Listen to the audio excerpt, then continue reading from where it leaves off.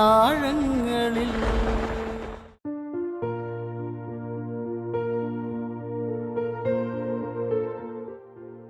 തീരത്തു നിന്നും കടലിലേക്ക് പോകുന്ന മത്സ്യയാനങ്ങൾ, മത്സ്യത്തൊഴിലാളികളുടെ ജീവിതം വഹിച്ചുകൊണ്ടുള്ള യാത്ര. ആത്മീയത മുറുകെ പിടിച്ചുള്ള ഈ യാത്രയിൽ പല പ്രതിസന്ധികളും തരണം ചെയ്യാൻ ദൈവകൃപ മാത്രം തുണ. മത്സ്യത്തൊഴിലാളികളുടെ ആത്മീയ അനുഭവങ്ങളിലൂടെയുള്ള യാത്ര ആഴിയിൻ ആഴങ്ങളിൽ. ആഴിയിൻ ആഴങ്ങളിൽ. ഇത് ഔസേപ്പ്, അഞ്ചുതെങ്ങ് മാമ്പള്ളി സ്വദേശിയാണ്. കടലിലുണ്ടായ നിരവധി അപകടങ്ങളിൽ ദൈവകൃപ കൊണ്ട് രക്ഷപ്പെട്ട അനുഭവങ്ങൾ പങ്കുവെക്കുകയാണ് ആഴിയിൻ ആഴങ്ങളിലൂടെ ഔസേപ്പ്. എല്ലാവർക്കും നമസ്കാരം. എൻ്റെ പേര് ഔസേപ്പ് എന്നാണ്. എൻ്റെ സ്ഥലം അഞ്ചുതെങ്ങ് മാമ്പള്ളി. ഞാൻ മത്സ്യബന്ധനത്തിനായി പോകുമ്പോൾ ദൈവത്തെ വിളിക്കാതെ ഞാൻ മറ്റൊന്നും ചെയ്യാറില്ല. ഞാൻ 8ാം സ്റ്റാൻഡേർഡിൽ പഠിക്കാനായിട്ടാകുമ്പോൾ എനിക്ക് പഠിപ്പിക്കാനുള്ള ഒരവസ്ഥയില്ല വീട്ടിൽ. അങ്ങനെ നേരെ കടലിലേക്ക് ഇറങ്ങി. ഞാൻ കടലിലേക്ക് പോകാൻ വേണ്ടി തീരുമാനിച്ചതല്ല, എന്നെ മറ്റുള്ളവർ തീരുമാനിച്ച് എന്നെ കൂടെ കടലിലേക്ക് വിളിച്ചപ്പോൾ ഞാൻ കടലിലേക്ക് പോകാൻ വേണ്ടി തയ്യാറായി. അവരോടൊപ്പം പോയി. ജോലിക്ക് പോയപ്പോൾ ഒത്തിരി കഷ്ടപ്പെട്ട്, എന്നാലും എൻ്റെ കുടുംബത്തിൻ്റെ വീട്ടിലെ ദുഃഖം കണ്ട് ജോലി ചെയ്ത് വന്നപ്പോൾ അമ്മയുടെ സ്നേഹം ഒത്തിരി, തുടക്കം കിട്ടിയത് ഒരു 15 രൂപ, പിന്നെ ഒത്തിരി കൂടുതൽ കിട്ടാൻ തുടങ്ങി. അപ്പോഴാണ് അമ്മയുടെ ദുഃഖവും ആ സ്നേഹവും മനസ്സിലായത് എനിക്ക്. അതിൻ്റെ പശ്ചാത്തലത്തിൽ ഞാൻ ദൈവത്തെ ഒരുപാട് വിളിക്കാൻ തുടങ്ങി. ദൈവത്തെ വിളിക്കും തോറും അതിൻ്റേതായ അനുഗ്രഹങ്ങളും അതിൻ്റേതായ ഒത്തിരി അനുഗ്രഹങ്ങൾ എനിക്ക് ചൊരിഞ്ഞു. എനിക്ക് ജോലി ചെയ്യാനുള്ള തയ്യാറും മനസ്സും തന്നു ദൈവം. അങ്ങനെ ഞാൻ പ്രാർത്ഥിക്കാൻ തുടങ്ങി. എൻ്റെ പ്രാർത്ഥനയിലൂടെയാണ് കൂടുതലും ഞാൻ ഇങ്ങനെ ഒരു നല്ലൊരു കടൽ പണിക്കാനായത്.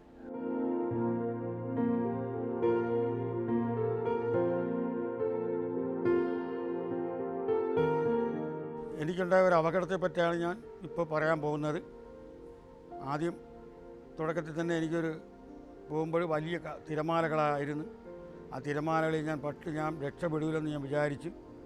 ആ കടലിൽ എങ്ങനെയോ രക്ഷപ്പെട്ട് ഞാൻ കുറേ കഷ്ടപ്പെട്ട് എങ്ങനെയൊക്കെ നീന്തി കര വന്ന് ചേർന്നു.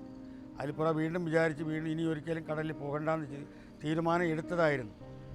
വീണ്ടും എൻ്റെ വീട്ടിലെ കഷ്ടപ്പാട് കണ്ട് വീണ്ടും കടലിലേക്ക് ഇറങ്ങി ജോലിക്കായി തുടങ്ങി. തുടർന്ന് വീണ്ടും കടലിലേക്ക് ജോലിക്ക് പോയി ഞാൻ. അതാണ് എനിക്ക് സംഭവിച്ചത്. എന്നെപ്പറ്റി പറഞ്ഞ ഒത്തിരിയും പറയാനുണ്ട്. എൻ്റെ കൂടെ വരുന്നവർ പലവരും ഞാൻ പ്രാർത്ഥിക്കുമ്പോൾ ചിരിക്കാറുണ്ട്. ഇതൊന്നും ഞാൻ എൻ്റെ മനസ്സിലെടുക്കാതെ ഞാൻ എൻ്റെ ദൈവത്തെ ഒത്തിരി അധികം ദൈവത്തെ വിളിച്ചു. ആ ദൈവം എൻ്റെ വിളികളെ കേട്ട് എന്നെ ഒത്തിരിയും എന്നെ ദൈവമായിട്ടുകൂടി എന്നെ കടലിലെ പണി പഠിപ്പിച്ചു.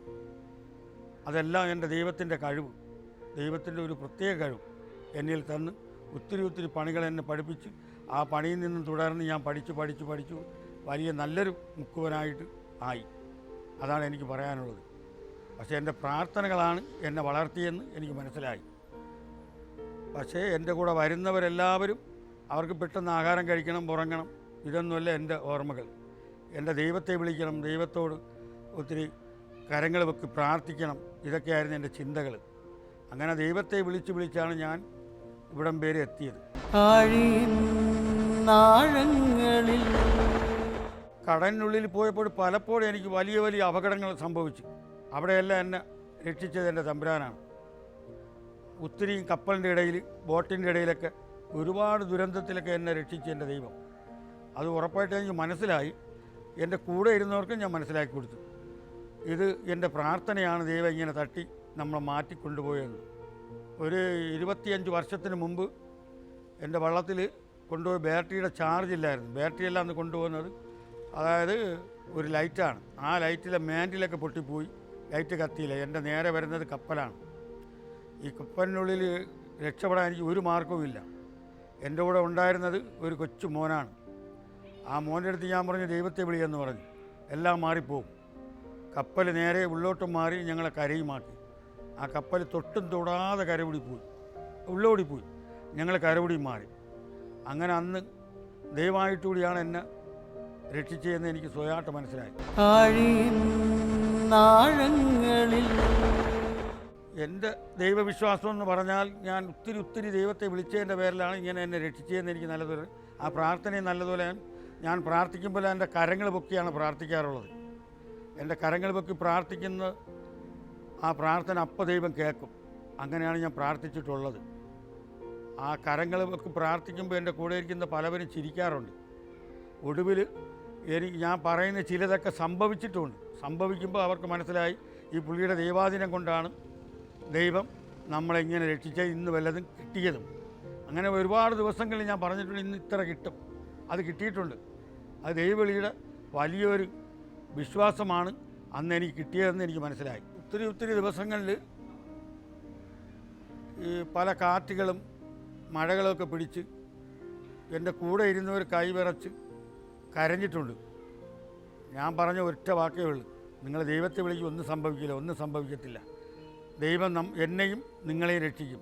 കടലിൻ്റെ മീതെ നടക്കുവാൻ കഴിവുള്ള ദൈവം നമ്മളെ രക്ഷിക്കും, ഉറപ്പാണ്. ആ ദൈവം നമ്മളെ കൈവിടില്ല എന്ന് ഞാൻ തീർത്തു പറഞ്ഞു. കരക്കൊണ്ടാക്കിയപ്പോൾ ആ സഹോദരൻ പറഞ്ഞു, നിൻ്റെ വിശ്വാസം നമ്മളെ രക്ഷിച്ചു എന്നെനിക്ക് മനസ്സിലായി എന്ന് ആ സഹോദരൻ പറഞ്ഞു. എന്നേക്കാളും പ്രായമുള്ള ഒരു ചേട്ടനായിരുന്നു അന്ന്. ഞാനൊന്നും അറിയാത്ത കാലഘട്ടത്തിൽ ഒരു ദിവസം ജോലിക്ക് പോയി കടലിൽ വെച്ച് ഭയങ്കര കോള പിടിച്ചത്. കരയിട്ട് വരാൻ പറ്റാത്ത ഒരു സാഹചര്യം. തിരമാല ഞങ്ങളെ എടുത്ത് അടിക്കുന്ന ഒരു കാറ്റും മഴയും ഭയങ്കര മോശമായിരുന്നു. ആ കാറ്റിൻ്റെ ഇടയിൽ പതുക്കെ ദൈവം ഞങ്ങളെ രക്ഷിച്ച് കര വന്നില്ല. ഞങ്ങൾ ഒത്തിരി നേരം അരമണിക്കൂറോളം ഉള്ള കിടന്ന് എങ്ങനെയൊക്കെ ദൈവവിളിയുണ്ട് പതുക്കെ ഓടി കരവന്ന് കടലടിച്ച് വീണ്ടും ഞങ്ങളെ പൊക്കി മറിച്ച് വള്ളം കമന്ന് ഞങ്ങളെ മനുഷ്യരാരെ ഒന്നും ചെയ്യാതെ ദൈവം കൊണ്ട് കരയാക്കി. അതും എൻ്റെ ദൈവവിശ്വാസമായിരുന്നു. എൻ്റെ വിശ്വാസം എന്ന് പറയുമ്പോൾ അധ്വാനിക്കുന്നവരും ഭാരം വഹിക്കുന്നവർ എൻ്റെ അരികിൽ വരുവൻ എന്ന് ഞങ്ങളോട് അരുൾ ചെയ്ത കർത്താവേ, ഈ പാപിയായ ഞങ്ങളെയും രക്ഷിക്കണമേ. ഞങ്ങളെ തള്ളിക്കളയരുതേ. ഞങ്ങളെ കൈ തൂക്കി പൊക്കിയെടുക്കണമേ എന്നാണ് എൻ്റെ പ്രാർത്ഥന. ആ പ്രാർത്ഥനകളെല്ലാം ദൈവം ഒരുപോലെ തൂക്കി കരക്കൊണ്ടുവന്നിട്ടുള്ള പല ദിവസങ്ങളുണ്ട്. കടലിൽ ഒത്തിരി ദിവസങ്ങൾ അനുഭവിച്ച ദിവസങ്ങളേ ഉള്ളൂ. പലപ്പോഴും മറക്കാനാവാത്ത വേദനകൾ. കടലിൽ ജോലിക്ക് പോകണ്ട, ജോലിക്ക് പോകണ്ട, കര വന്നു കഴിയുമ്പോൾ വീട്ടിലെ കഷ്ടപ്പാടുണ്ട്, ജോലിക്ക് പോയേ പറ്റൂ. അങ്ങനെ ജോലിക്ക് പോയ ദിവസങ്ങളിലെല്ലാം ഒരുപാട് കഷ്ടപ്പെട്ടിട്ടുണ്ട്. ഇപ്പോഴത്തന്നെ തൊട്ട് മുമ്പ് കാലത്ത് ഒരു മാസത്തിന് മുമ്പും ഒത്തിരി അനുഭവിച്ച് കരവന്ന് ഒരുപാട് കരയെത്തിയത്. ആ കഷ്ടപ്പാടിലെല്ലാം ആ പ്രാർത്ഥന കൊണ്ടാണ് രക്ഷപ്പെട്ട് ഞാൻ കരവന്നത്. ഓഗിൽ ഞങ്ങൾ പരൂരിൻ്റെ നേരെ 21 മാറ് വെള്ളത്തിലായിരുന്നു. പക്ഷേ തലേ ദിവസം ഇങ്ങനെ കാറ്റ് വരും എന്ന് പറഞ്ഞാൽ തെക്കേനാണ് കാറ്റ് വരുന്നത്, വടക്കുപുറം തട്ടത്തില്ല എന്ന് പറഞ്ഞു.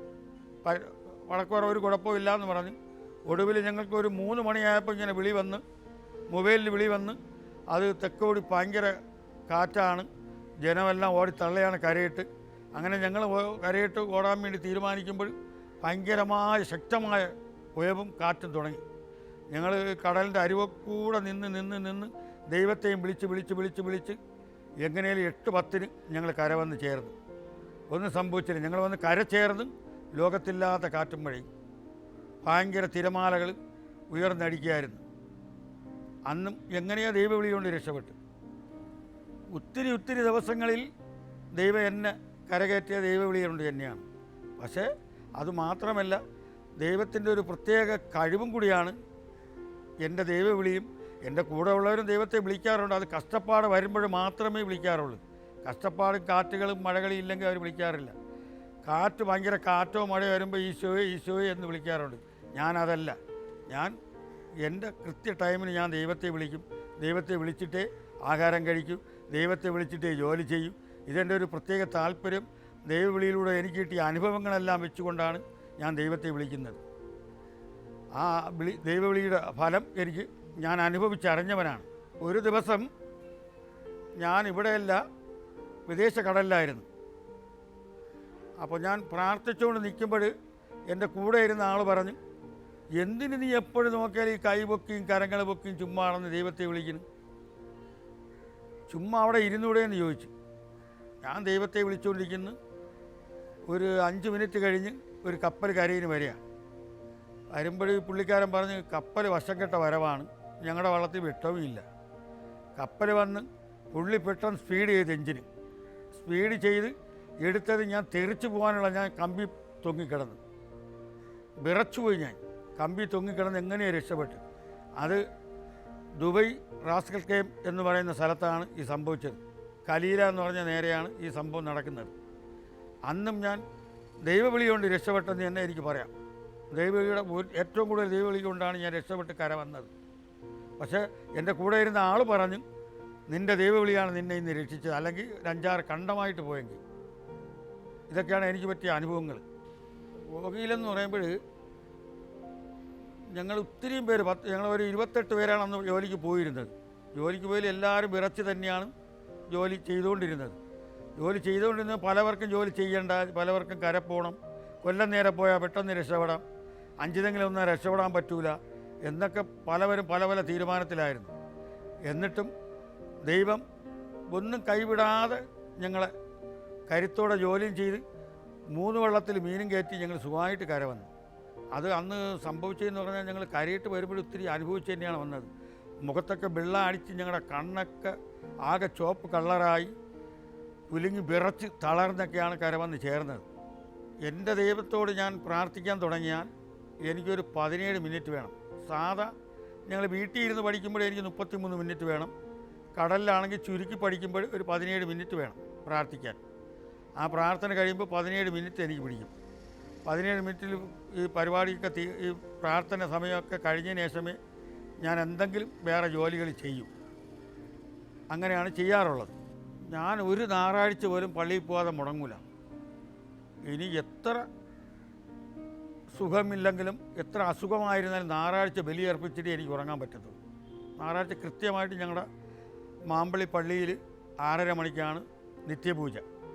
പള്ളിയിൽ കൃത്യമായിട്ട് പോയിരിക്കും, പ്രാർത്ഥിക്കും. 8 മണിയാകുമ്പോൾ പൂജ ബലി അർപ്പണം തീരും. അതിൽ പുറമെ വീണ്ടും ഒത്തിരി നേരം പ്രാർത്ഥിക്കും. ഇതാണ് എൻ്റെ ഞായറാഴ്ചകളിലുള്ള പരിപാടി. പിന്നെ വീട്ടിലെന്ന് പറഞ്ഞാൽ ഞാനും എൻ്റെ പങ്കാളി, എൻ്റെ മക്കൾ ഒന്നിച്ചിരുന്ന് ജപമാല അർപ്പിക്കും. അതിൽ പുറവ് ജപമാല തീർന്നതിന് ശേഷം കരങ്ങൾ വെക്കി ഒത്തിരി നേരം പ്രാർത്ഥിക്കും. ആ പ്രാർത്ഥനയുടെ ചൈതന്യമാണ് ഇന്നും ഞാൻ നിങ്ങളുടെ മുമ്പ് ഇങ്ങനെ നിൽക്കുന്നത്. 1991 എൻ്റെ കല്യാണം. അപ്പോൾ എൻ്റെ കല്യാണത്തിന് ഭാര്യ എന്നെ ഒത്തിരി അധികം മനസ്സിൽ സ്നേഹിച്ചിരുന്നു. എൻ്റെ ജോലിയും എൻ്റെ പെരുമാറ്റമൊക്കെ കണ്ട്. ഞാനൊരു മദ്യപാനിയല്ല, പ്രാർത്ഥനക്കാരനാണ്, പ്രാർത്ഥിക്കും, പുള്ളിയെ നല്ലതുപോലെ നോക്കും എന്നുള്ള വിശ്വാസം കൊണ്ട് എന്നെ സ്നേഹിച്ചു. അങ്ങനെ അവരെ വീട്ടുകാർ വന്ന് എന്നെ സംബന്ധം നോക്കി കല്യാണം കഴിപ്പിച്ചു. ഞാനും ഞങ്ങൾ രണ്ടുപേരുടെ സ്നേഹത്തിൽ കിട്ടിയ ദൈവം തന്ന ദാനം 3 മക്കൾ, 2 ആൺപിള്ളേർ, 1 മോള്. ഇപ്പോൾ സന്തോഷമായിട്ട് ദൈവത്തെ വിളിച്ച് ജീവിക്കുന്നുണ്ട്. 3 മക്കളുമുണ്ട്, 5 ചെറുമക്കളുണ്ട്. സന്തോഷമായിട്ട് ജീവിച്ചു പോകുന്നു. ഞാൻ ജോലിക്ക് അറച്ച ഭാര്യ പറയും, ധൈര്യമായിട്ട് ജോലിക്ക് പോയിക്കോളൂ, ഞാൻ പ്രാർത്ഥിക്കാൻ ധൈര്യമായിട്ട് ജോലിക്ക് ഒന്നും സംഭവിക്കില്ല. അച്ചാച്ചനും പ്രാർത്ഥിച്ചോ, ഞാനും പ്രാർത്ഥിക്കാം എന്ന് എല്ലാ ദിവസവും പറയാറുണ്ട്. ആ ഒരു വിശ്വാസം കൂടെ വെച്ചുകൊണ്ടാണ് ഞാൻ ജോലിക്ക് പോകുന്നത്. ആ ജോലിക്ക് പോകുമ്പോൾ ഞാൻ എൻ്റെ കൂടെ ഇരിക്കുന്ന ജോലിക്കാരുടെ അടുത്ത് പറയും, ധൈര്യമായിട്ട് വരും, ഇന്ന് വല്ലതും കിട്ടും. എൻ്റെ പങ്കാളി പറഞ്ഞ് ഇന്ന് വല്ലതും കിട്ടും, ധൈര്യമായിട്ട് ജോലി ചെയ്യും, ഇന്ന് വല്ലതും കിട്ടി തന്നെ നമ്മൾ കര പോകും. ഇങ്ങനെ ഒത്തിരി ദിവസങ്ങൾ പറഞ്ഞ് കിട്ടാറുമുണ്ട്.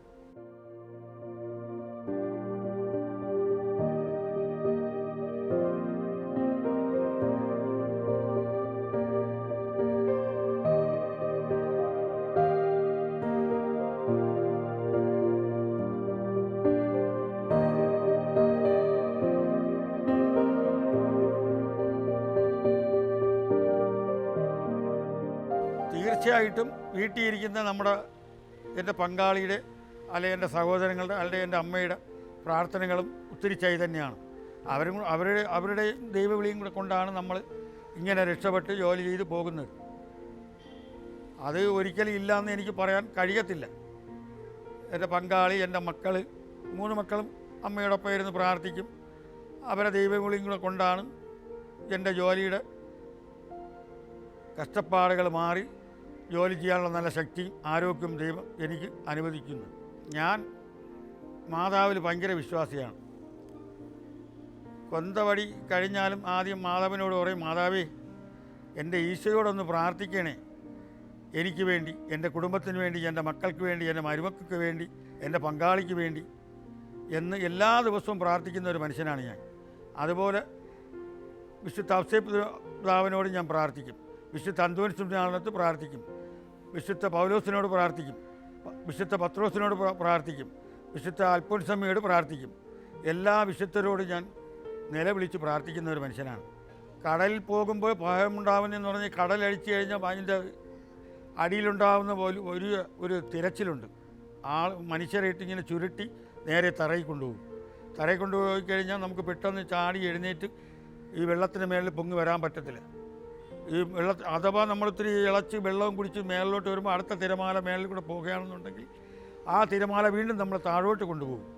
അങ്ങനെ വരുമ്പോൾ നമുക്ക് ശ്വാസപ്പെരുക്കം ഇല്ല എന്നുണ്ടെങ്കിൽ നേരെ താഴെ പോകും. പിന്നെ എഴുന്നേറ്റ് വരാൻ പറ്റത്തില്ല വെള്ളത്തിന് മുകളിൽ.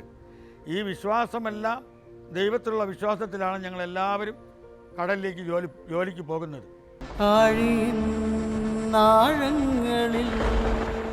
പണ്ട് കാലത്തൊക്കെ ഞങ്ങൾക്ക് അറിയാൻ പറ്റുന്നതെന്ന് പറഞ്ഞാൽ, ഞങ്ങൾ ഈ കടലിൻ്റെ തീരത്ത് വന്ന് നിൽക്കുമ്പോൾ നമുക്കറിയാം ഈ തിരമാല അടിക്കുന്നതും ഇതിൻ്റെ ഈ കാർമേഘങ്ങൾ പോകുന്നതും കാണുമ്പോൾ നമുക്കറിയാൻ കഴിയും ഇന്ന് കോളുണ്ടാകും, അല്ലെങ്കിൽ കോളുണ്ടാകത്തില്ല, അല്ലെങ്കിൽ ഇന്ന് കാറ്റ് വീഴും, അല്ലെങ്കിൽ മഴയുണ്ടാകും. ഇതൊക്കെ ഞങ്ങൾക്ക് കറക്റ്റായിട്ട് അറിയാൻ കഴിയും. അങ്ങനെ ആ ഒരു വിശ്വാസത്തിലാണ് അന്ന് ഞങ്ങൾ ജോലിക്ക് പോയിക്കൊണ്ടിരുന്നത്. ഇന്ന് നെറ്റിലൂടെയും വാട്സപ്പിലൂടെയും എല്ലാം അറിഞ്ഞുകൊണ്ട് ചില സാഹചര്യത്തിൽ പോകുന്നില്ല, ചില സാഹചര്യത്തിൽ ഞങ്ങൾ പോയി അനുഭവിച്ചും വരുന്നുണ്ട്. ചിലപ്പോഴും സംഭവിക്കുന്നു, ചിലപ്പോഴും സംഭവിക്കാതിരിക്കുന്നു. അതുതന്നെയാണ് ഇപ്പോൾ സംഭവിച്ചുകൊണ്ടിരിക്കുന്നത്. അങ്ങനെ ഒരുപാട് ദിവസങ്ങൾ അങ്ങനെ സംഭവിച്ചിട്ടുണ്ട്. ഇവർ വിളിച്ചു പറയും നല്ല കാറ്റുണ്ട്, മഴയുണ്ട്, ആരും ജോലിക്ക് പോകരുത്. അന്ന് നല്ല ഇളവലായിരിക്കും. പിറ്റന്നായിരിക്കും ഭയങ്കര ശക്തമായ കാറ്റും മഴയും എല്ലാം ഉണ്ടാവുന്നത്. അങ്ങനെ പലപ്പോഴും സംഭവിച്ചിട്ടുണ്ട്. അത് ഒരുപാട് ദിവസങ്ങളിൽ ഈ പറയുന്നതിൻ്റെ അന്ന് നല്ല ഇളവലായിരിക്കും, പിറ്റന്നായിരിക്കും നല്ല കാറ്റും മഴയും. ഞങ്ങൾ നാട്ടം വെച്ചൊക്കെ ഒരുപാട് ദിവസം അനുഭവിച്ച് വന്ന് ഇവിടെ കരകയറുന്നുണ്ട്. അതാണ് സത്യം. ഒത്തിരി പ്രാർത്ഥനയാണ് വെള്ളത്തിൽ കിടന്ന്, ദൈവമേ എങ്ങനെയെങ്കിലും കൊണ്ട് കരയാക്കണമേ. ഈ കരയാക്കണേ എന്ന് പറയുമ്പോൾ ഞങ്ങളുടെ കാലും കൈകളൊക്കെ വിറയ്ക്കാറുണ്ട്. അങ്ങനെ അനേകം ദിവസങ്ങളിൽ കൈയും കാലും ഒക്കെ കിടന്ന് വിറച്ചാണ് ദൈവത്തെയും വിളിച്ച് കരവന്ന് ചേരുന്നത്. കരവന്ന് മണ്ണിൽ ചവിട്ടിയാൽ മാത്രമാണ് ശ്വാസം കറക്റ്റായിട്ട് ഞങ്ങൾ വിടുന്നത്. അങ്ങനെ പലപ്പോഴും ദൈവവിശ്വാസത്തിൽ പോയി വരാറുണ്ട്.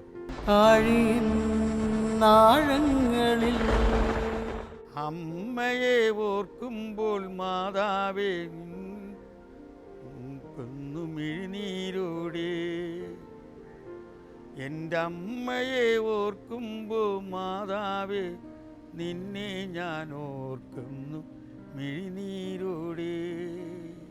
അന്ന് ആ കാലഘട്ടത്തിലൊക്കെ ഒരുപാട് മത്സ്യത്തൊഴിലാളികൾ ഈ പൈസയെ സൂക്ഷിക്കാതെയൊക്കെ ജീവിച്ച കാലഘട്ടങ്ങളായിരുന്നു. അധ്വാനിക്കണം, 10 രൂപ കിട്ടിയാലും 15 രൂപ കിട്ടിയാലും അന്ന് കുടിക്കണം, ആഹാരം കഴിക്കണം, ചിലവാക്കി തീർക്കണം. ഇന്നുള്ള മത്സ്യത്തൊഴിലാളികൾ ഒത്തിരിയും മക്കളെ നല്ല രീതിയിൽ പഠിപ്പിക്കണം, അവരെ നല്ല രീതിയിലാക്കണം എന്നൊക്കെ ഒത്തിരി ചിന്തിച്ച് ജോലി ചെയ്യുന്ന ഒരുപാട് മാതാപിതാക്കൾ ഇപ്പോഴുണ്ട്. അവരങ്ങനെ പഠിപ്പിക്കുന്നതുമുണ്ട്. പക്ഷെ അന്ന് പഴയ കാലഘട്ടം എന്ന് പറയുമ്പോൾ അന്ന് മക്കളെ എങ്ങനെയെങ്കിലുമൊക്കെയാണ് സ്കൂളിലേക്ക് പറഞ്ഞയക്കുന്നത്. ഇന്ന് അങ്ങനെയല്ല. ഇന്ന് നല്ല ഡ്രസ്സ് ഇടണം, നല്ല സ്കൂൾ ബസ്സിൽ പറഞ്ഞയക്കണം, നല്ലതുപോലെ പഠിപ്പിക്കണം, അവർ പഠിച്ച് നല്ല വലുതാകണം എന്ന് ചിന്തിക്കുന്ന മാതാപിതാക്കളാണ് ഇന്ന് കൂടുതലും. ഒത്തിരിയും മാതാപിതാക്കൾ അവരൊക്കെ ഇപ്പോൾ ഒത്തിരിയും കറക്റ്റ് ഇപ്പോൾ 6 മണിക്ക് തന്നെ എഴുന്നേറ്റ് ചോറ് വെച്ച് ടിഫിൻ പാത്രത്തിൽ കെട്ടി അവർ സമയത്തിന് 7:20, 8:10 കൊണ്ട് ബസ്സിലാക്കി നേരെ 3 മണിക്ക് മാതാപിതാക്കൾ കാത്തു നിന്ന് ഇവരെ എടുത്തുകൊണ്ട് പോകുന്ന കാലഘട്ടങ്ങൾ ഇപ്പോഴായി. അങ്ങനെ ഒത്തിരി മാതാപിതാക്കൾ ഇപ്പം മക്കൾക്ക് വേണ്ടി ചെയ്യുന്നുണ്ട്.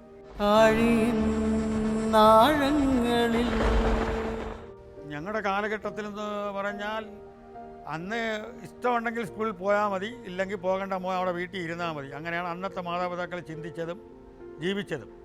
അവർ കിട്ടുന്ന പൈസയ്ക്ക് കള്ള് കുടിക്കുക, ഉള്ള ആഹാരം കഴിക്കുക, പോയി കിടന്ന് ഉറങ്ങുക, വീണ്ടും ഇഷ്ടമുണ്ടെങ്കിൽ ജോലിക്ക് പോകുക, അല്ലെങ്കിൽ ജോലിക്ക് പോകത്തില്ല.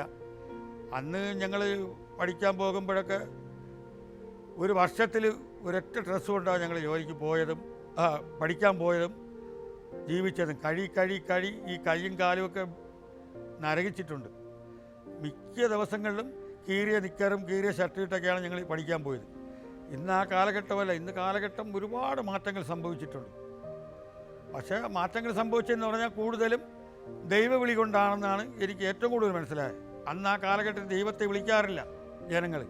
ഇന്ന് ദൈവവിളിയിൽ ഒരുപാട് മാറ്റങ്ങൾ സംഭവിച്ചുകൊണ്ടിരിക്കുകയാണ്. ആ മാറ്റങ്ങളാണ് ഇന്നത്തെ നാടിൻ്റെ കുറച്ച് നല്ല മാറ്റങ്ങളെന്ന് എനിക്ക് മനസ്സിലാക്കാൻ കഴിഞ്ഞിട്ടുണ്ട്. എനിക്ക് കിട്ടിയ ഒരുപാട് കഷ്ടപ്പാടിൻ്റെ രീതികളിൽ നിന്നാണ് ഞാൻ പഠിച്ചതും ജോലിക്ക് കടലിലിറങ്ങിയതും എൻ്റെ അമ്മയുടെ ദുഃഖങ്ങൾ ഞാൻ മനസ്സിലാക്കി ജോലി ചെയ്തത്. അമ്മയുടെ ജോലി മാത്രമല്ല, ഞാൻ ജനിച്ച കുടുംബത്തിൽ എനിക്ക് 4 സഹോദരിമാരുണ്ടായിരുന്നു. ഈ 4 സഹോദരിമാരെയും ഞാൻ കടലിലിറങ്ങിയില്ലായിരുന്നെങ്കിൽ അവരെല്ലാം പിച്ച പാത്രമായിട്ട് തിരിഞ്ഞെങ്കിൽ. എൻ്റെ അധ്വാനം, എൻ്റെ കഷ്ടപ്പാട്, ഞാൻ ചെയ്ത കഷ്ടപ്പാടിൻ്റെ അധ്വാനമാണ് എൻ്റെ സഹോദരങ്ങളെ ഓരോരോ രീതിയിലാക്കാനും പിടിക്കാനും പറ്റിയത്. പിന്നെ ഈ കഷ്ടപ്പാടിൽ നിന്ന് ഞാൻ പഠിച്ചത് ദൈവവിളി. ഈ ദൈവത്തെ വിളിക്കാൻ പഠിച്ചതും കഷ്ടപ്പാടിൽ നിന്നാണ്. ദൈവത്തെ വിളിക്കാൻ ഞാൻ ഒത്തിരി പഠിച്ചത്. ദൈവത്തെ വിളിച്ച പുറവ് കഷ്ടപ്പാടിൽ നിന്ന് എനിക്ക് ഒരുപാട് കഷ്ടപ്പാടെല്ലാം ഒരു വേദനയായിട്ട് എനിക്ക് തോന്നിയില്ല. അത് വേദനയെല്ലാം കുറച്ചെനിക്ക് കരുതി, കുറഞ്ഞു ആയിട്ട് തോന്നി. അത് എൻ്റെ അമ്മ മാതാവിനെ വിളിച്ചത് കൊണ്ടാണ് എനിക്ക് കിട്ടിയതെന്ന് എനിക്ക് മനസ്സിലായി. ഉറപ്പായിട്ട് എനിക്ക് മനസ്സിലായി. അമ്മയോട് ഉള്ള വിശ്വാസം ഒരിക്കലും മറക്കാത്ത വിശ്വാസമാണ് എൻ്റെ ഉള്ളത്. ഉറപ്പാണത്.